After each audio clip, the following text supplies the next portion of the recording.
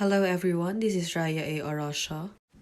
We are now on Unit 5 that tackles about the development of the learners at various stages. This is my oral report.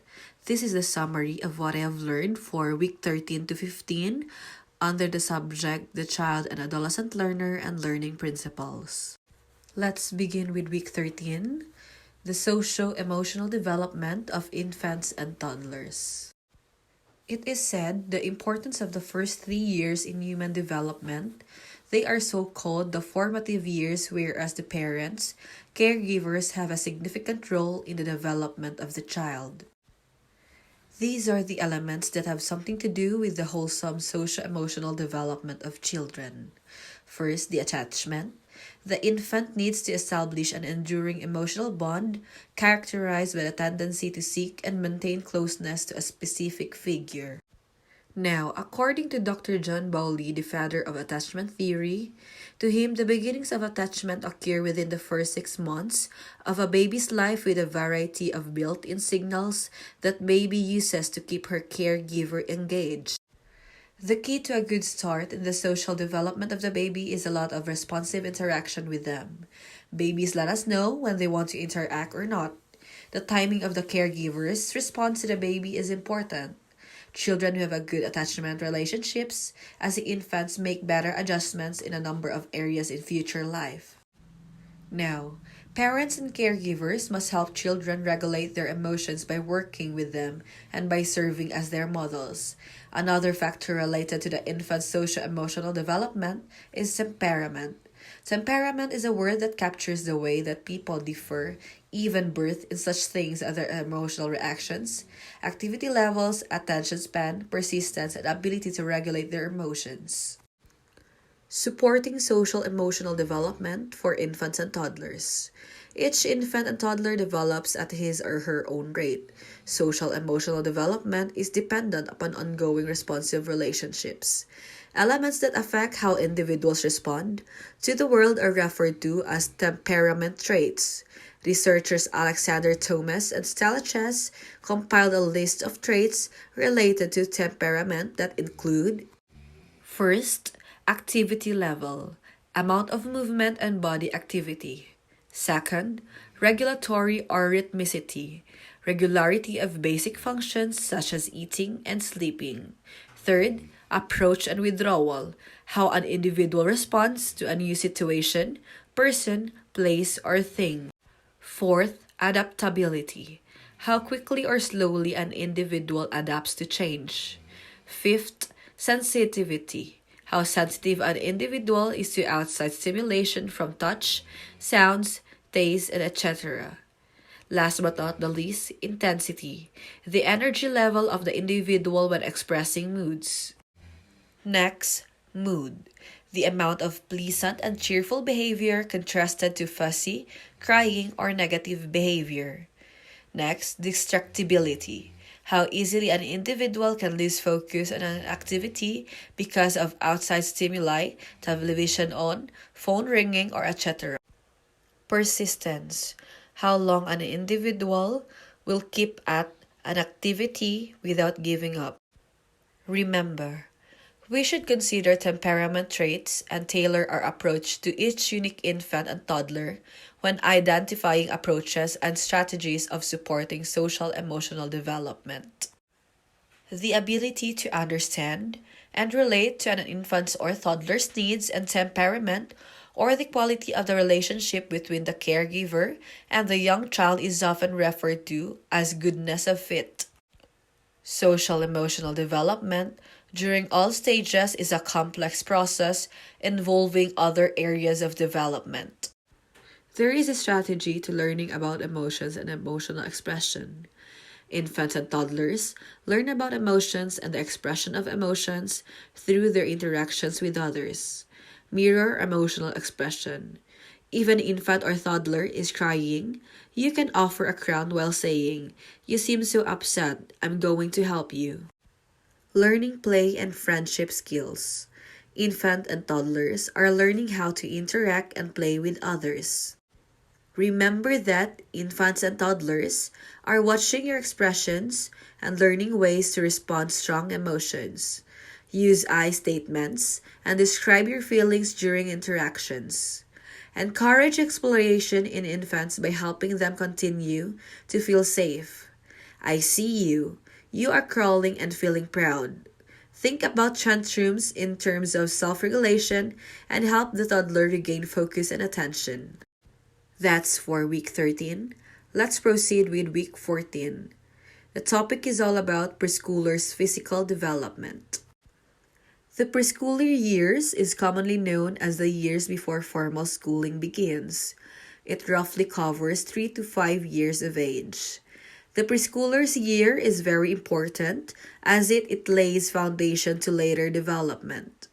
Pre-service teachers who might teach and care for preschoolers need to be knowledgeable about them to be truly intentional and effective teacher. There are big ideas about the physical development of preschoolers. First, there are significant changes in physical growth of preschoolers. Second, the preschoolers can express themselves artistically at a very important for the preschoolers. Third, the preschooler physical development is marked by the acquisition of gross and fine motor skills. Fourth, proper nutrition and the right amount of sleep are very important for the preschoolers. Remember the time we got mad to our mother and father when they told us to take a nap every afternoon. Fifth, caregivers and teachers can do a lot in maximizing the growth and development of preschoolers.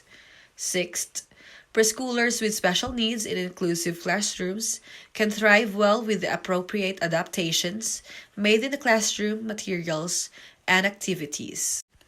Now, significant changes in physical development. Physical growth increases in the preschool years. It is much slower in pace than infancy and toddlerhood. Around 3 years of age, preschoolers move slender appearance of a child.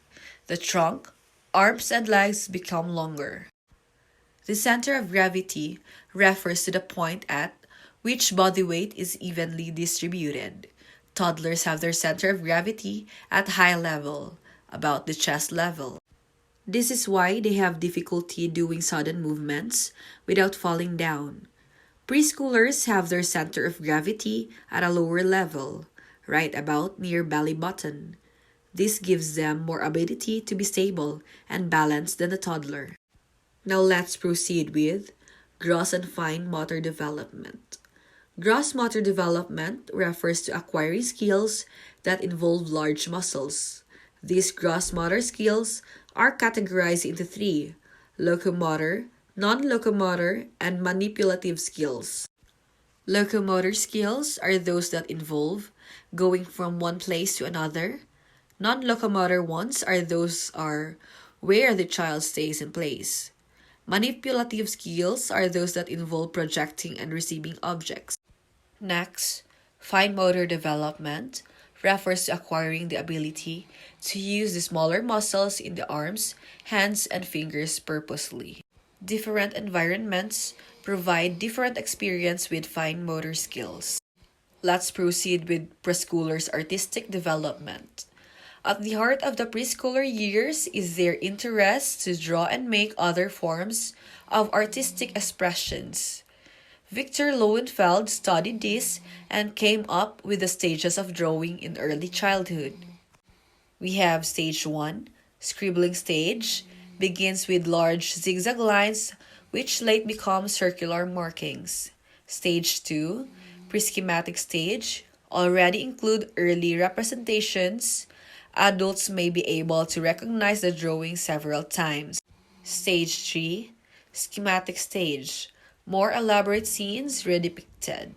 Children usually draw from experience and exposure. Now, preschoolers' nutrition and sleep. The kind of nutrition a preschooler gets has far-reaching effect on his physical growth and development. The preschooler's nutritional status is the result of what nutrients he or she actually takes in check against the nutritional requirement for her age. It is very important for preschoolers to get sufficient amount of rest and sleep. Now we have cognitive development of the preschoolers for week 15 topic. Let's start with brain connections in the preschool year. Brain research findings point us to more effective ways to care for and teach preschoolers. Our brain is composed of numerous cells called neurons that connect to each other to function. Cell connection are what we call synapses, sometimes also referred to as synapses connections. Did you know that the human brain contains some 50 billion neurons at birth? By age 2, children have developed half of the brain cell connection that will be made during one's life.